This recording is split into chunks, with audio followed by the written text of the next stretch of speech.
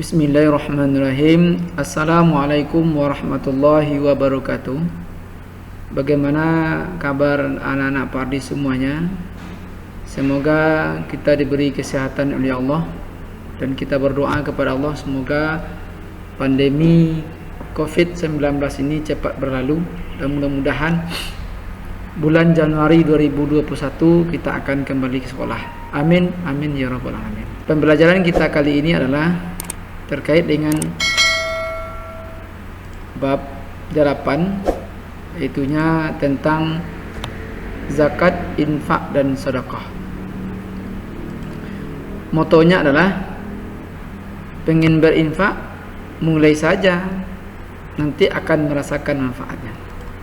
Kemudian sedekah di saat lapang itu biasa, sedekah di saat sulit itu baru luar biasa.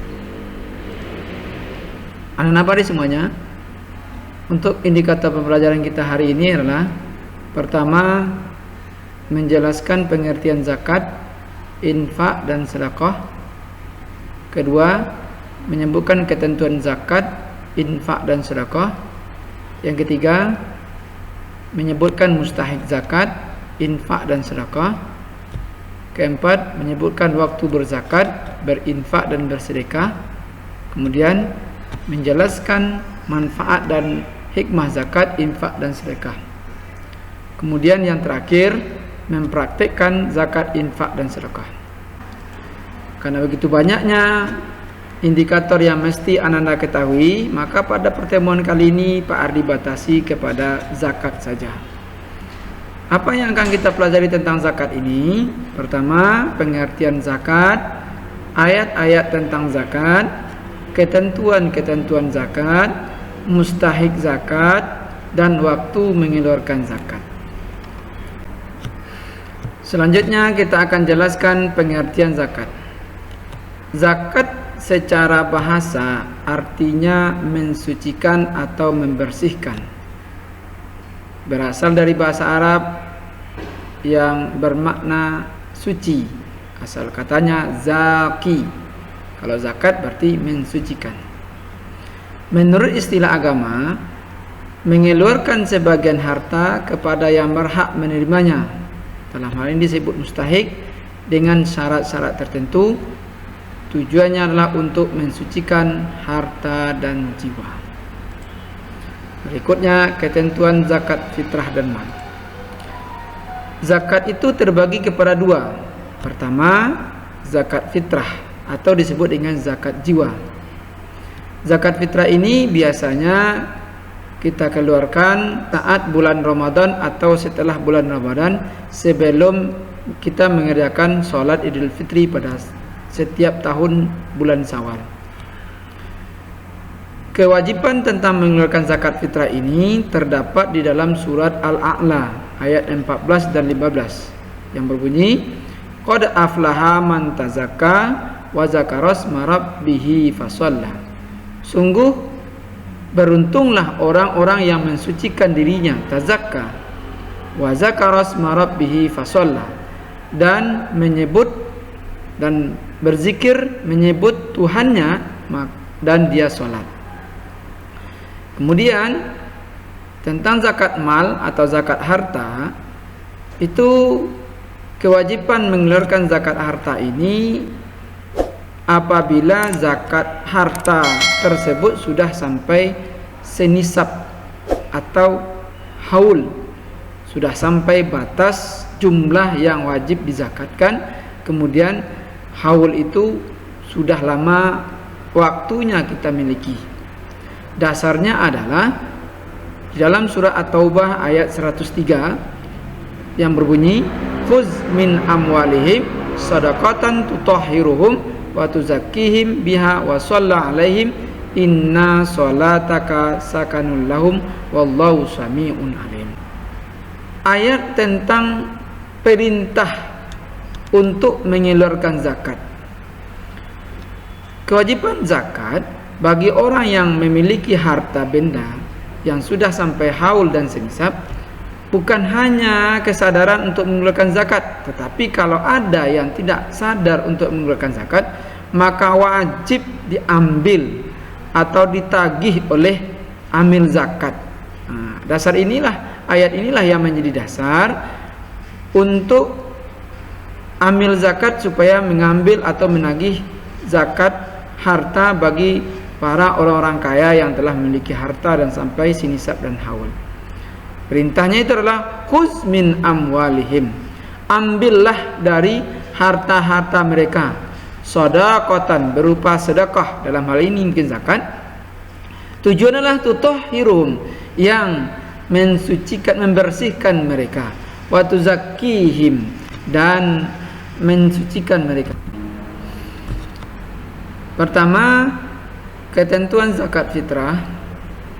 Ketentuan zakat fitrah, pengertian zakat fitrah itu adalah mengeluarkan sebagian harta berupa makanan pokok kepada fakir miskin dengan syarat-syarat tertentu.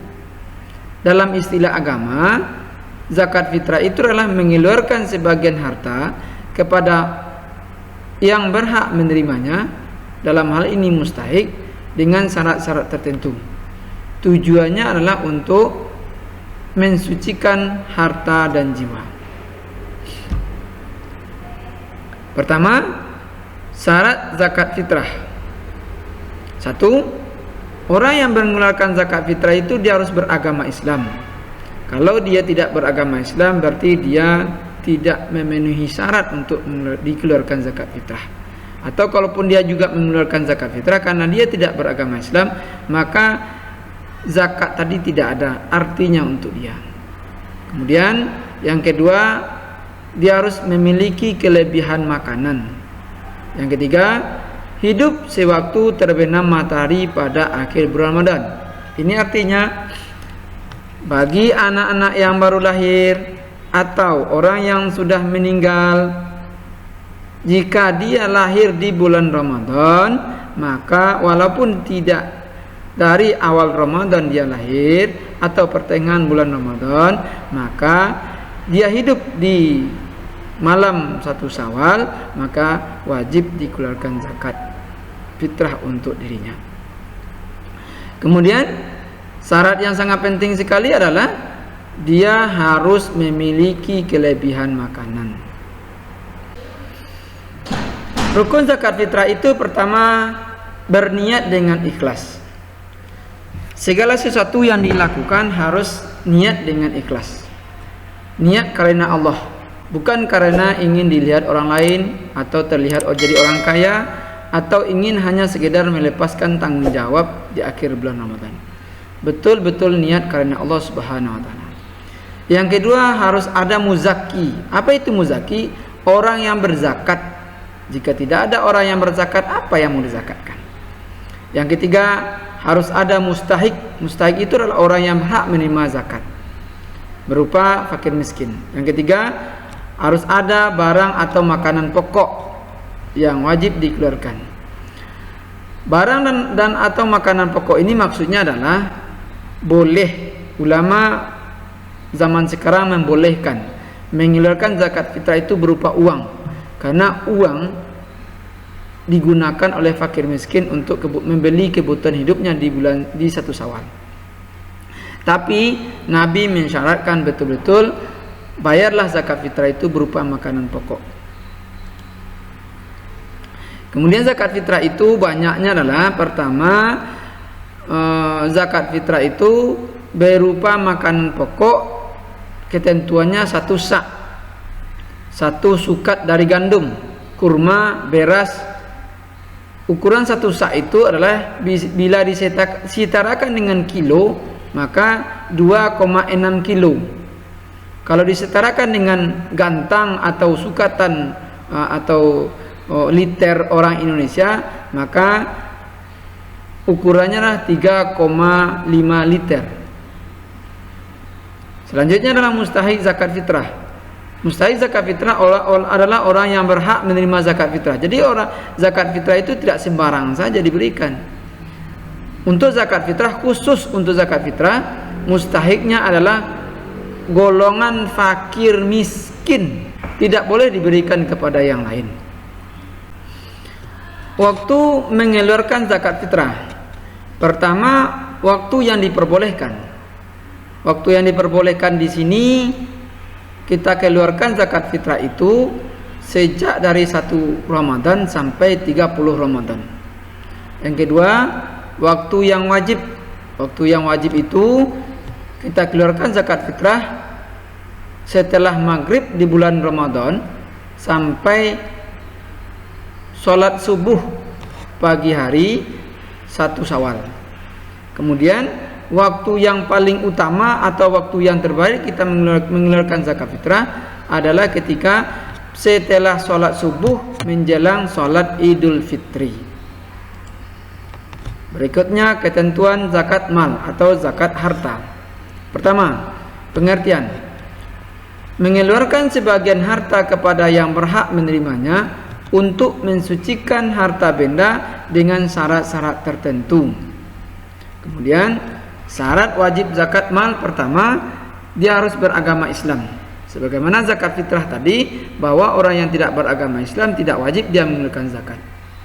Yang kedua, dia harus merdeka. Merdeka dalam hal ini adalah ketika dia memiliki harta sampai senisab atau haul, maka dia berhak atau bebas mengeluarkan zakatnya.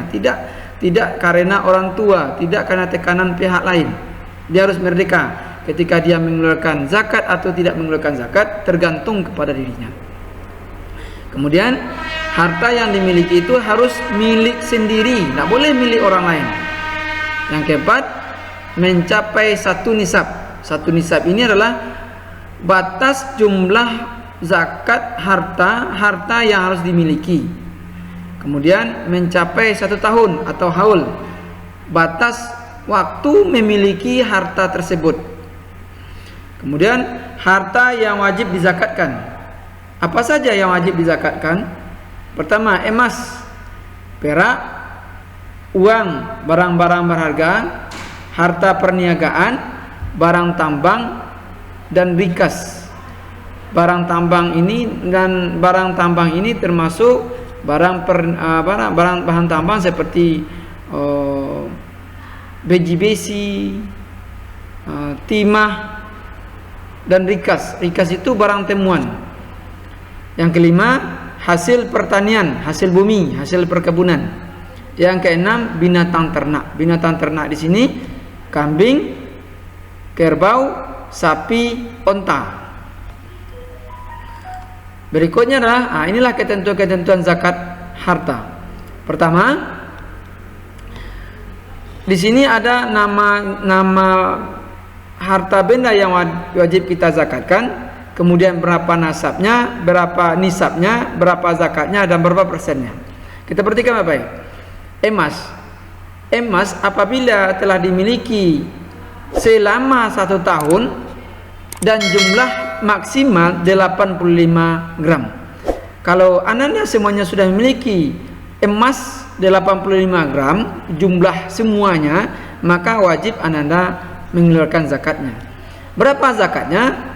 2,5% atau 1/40.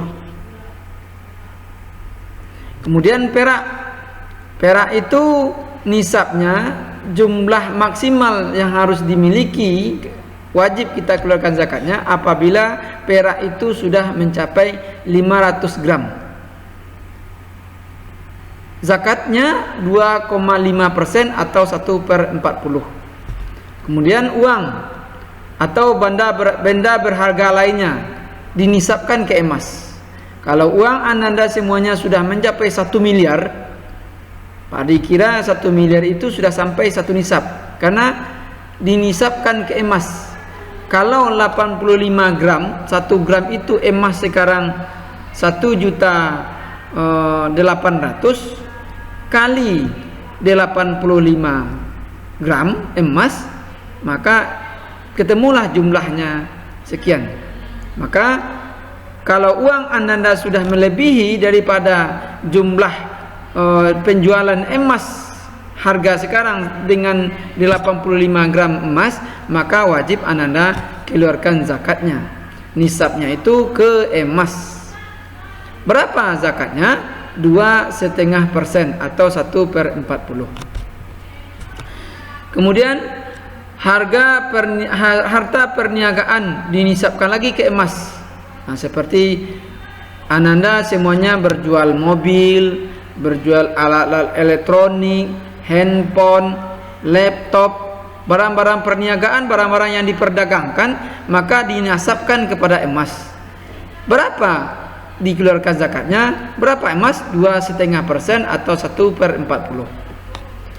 Kemudian rikas. Rikas itu barang temuan. Barang temuan termasuk barang temuan purbakala yang harganya pada hari ini mungkin sangat luar biasa. Nah, berapapun nisabnya, berapapun ditemukan, tidak ada nisab, tidak ada batas jumlah yang wajib dia dikeluarkan. Berapa ditemukan, maka keluarkan 20%. Nah, zakatnya 20% atau 1/5 dari harta yang ditemukan. Berikutnya hasil pertanian. Hasil pertanian itu seperti padi, jagung, dan lain-lain sebagainya. Jika hasil pertanian itu memakai biaya, maka nisabnya adalah 930 kilo. Kalau barang hasil pertanian tadi sudah sampai 930 kilo, maka wajib dikeluarkan zakatnya. Kalau tanpa biaya, maka wajib dikeluarkan 10% dari 930 kilo. Kemudian kalau dia pakai biaya pengairan, biaya racun, biaya pupuk, maka dari 930 kilo itu wajib dikeluarkan zakatnya 5% atau 1/20. Berikutnya adalah binatang ternak. Binatang ternak ini berupa jenis kambing. Kalau kambing Ananda semuanya sudah sampai 40 ekor dan Ananda sudah memiliki selama 1 tahun, maka Ananda wajib mengeluarkan zakatnya 1 ekor. Kemudian binatang ternak dari jenis sapi atau kerbau. Jika Ananda sudah memiliki 30 ekor sapi atau kerbau dan Ananda sudah memilikinya selama 1 tahun, maka wajib Ananda menzakatkan 1 ekor sapi atau kerbau yang jantan. Berikutnya binatang ternak dari jenis unta. Jika Ananda semuanya memiliki binatang ternak dari jenis unta, jumlah nisabnya itu jumlah maksimal yang wajib dikeluarkan apabila Ananda sudah memiliki unta itu sebanyak 5 ekor, maka wajib Ananda zakatkan 1 ekor unta, 1/100. Berikutnya adalah mustahik zakat mal. Mustahik zakat mal ini dijelaskan Allah di dalam surah At-Taubah ayat ke-60. Auzubillahi minasyaitonirrajim. Innamas shadaqatu lil fuqara'i wal masakin wal 'amilina 'alaiha wal mu'allafat qulubuhum wa fir riqab wal gharimin wa fi sabilillah wa banis sabil faridatan minallah wallahu alimun hakim. Ya, artinya sesungguhnya zakat itu hanyalah untuk 1, orang-orang fakir, 2, orang-orang miskin, 3, pengurus-pengurus zakat atau di sini amil zakat, 4, para mu'allaf. Mu'allaf itu orang yang condong hatinya masuk Islam sehingga dia mengucapkan syahadat, yang dibujuk hatinya untuk masuk Islam. Kemudian untuk orang-orang yang memerdekakan budak, kemudian orang-orang yang berhutang atau yang disebut dengan gharim. Kemudian fi sabilillah. Berikutnya adalah mustahik zakat mal atau zakat harta. Pertama, fakir. Siapa itu fakir? Orang-orang yang tidak mempunyai harta dan usaha.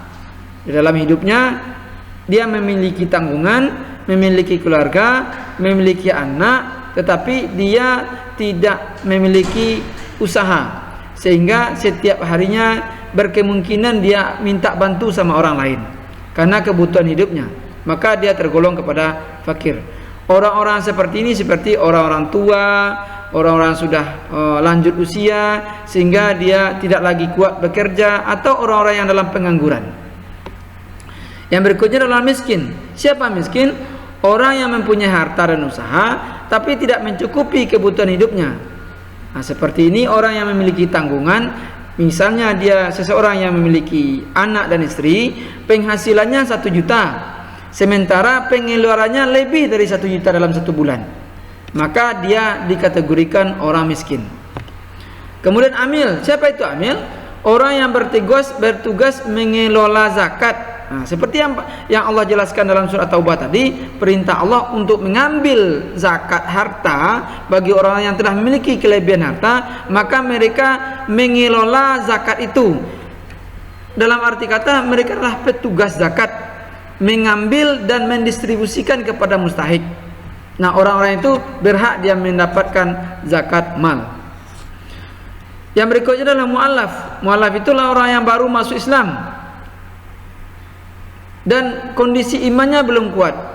Nah, sebagaimana yang kita ketahui, banyak mu'allaf yang kita kenal kadang-kadang hidupnya tragis setelah dia mu'allaf. Dia dikeluarkan dan dikucilkan oleh keluarganya. Maka kewajiban kita membantu mereka dalam hal ekonomi dan memenuhi kebutuhan mereka dengan cara kita keluarkan dari zakat mal atau zakat harta. Berikutnya riqab. Apa itu riqab? Dia adalah budak yang dijanjikan tuannya yang boleh menebus dirinya menjadi orang-orang merdeka. Artinya si riqab ini adalah orang yang baru ditebus oleh tuannya sehingga dia merdeka, sehingga dia mendapatkan kemerdekaannya, hingga dia belum mendapatkan penghasilan yang tetap untuk kebutuhan hidupnya. Maka dia berhak mendapatkan zakat dari harta benda. Kemudian gharim. Siapa itu gharim? Orang yang dililit hutang untuk kebaikan. Misalnya orang yang memiliki tanggungan, penghasilannya tidak mencukupi untuk memenuhi kebutuhannya, sehingga dia ke kiri dan ke kanan, ke atas dan ke belakang dia berhutang. Maka orang yang berhutang itu maka bisa berhak dia mendapatkan zakat mal. Kemudian selanjutnya adalah orang yang berada di fisabilillah. Siapa itu orang yang fisabilillah? Adalah orang-orang yang berjuang untuk menegakkan agama Allah. Misalnya di sini para pejuang, para mujahid yang ingin memperjuangkan agama Allah, maka untuk mereka ada disediakan zakat mal untuk perjuangan menegakkan kalimat la ilaha illallah. Selanjutnya adalah ibnu sabil. Siapa itu ibnu sabil? Orang yang kehabisan bekal dalam perjalanan menuju kebaikan. Dalam hal ini orang yang termasuk ibnu sabil itu adalah para pelajar, para penuntut ilmu yang kehabisan bekal dalam menuntut ilmu, maka dia digolongkan kepada ibnu sabil. Maka untuk mereka boleh diberikan atau wajib diberikan zakat mal kepada mereka. Baik, barangkali untuk zakat mal itu saja pembahasan kita kali ini. Mari kita akhiri dengan baca hamdalah dan terima kasih atas perhatiannya. Nanti kita akan sambung video tentang infak dan sedekah. Makasih. Assalamualaikum warahmatullahi wabarakatuh.